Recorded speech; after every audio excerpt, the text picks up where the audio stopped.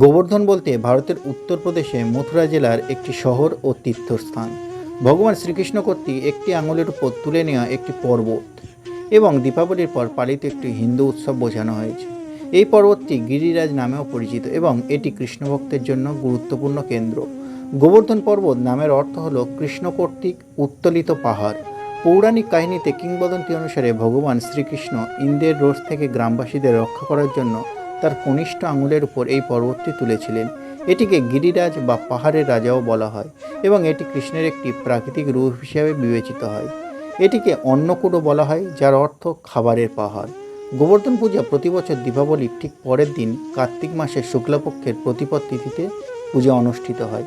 এই দিনে ভক্তরা গোবর্ধন পর্বতের পূজা করেন এবং শ্রীকৃষ্ণের বিভিন্ন ধরনের খাবার নিবেদন করেন। গোবর্ধন পরিক্রমা হলো গোবর্ধন পর্বতের চারপাশে ভক্তরা প্রদক্ষিণ করে এবং তার প্রতি শ্রদ্ধা জানায়।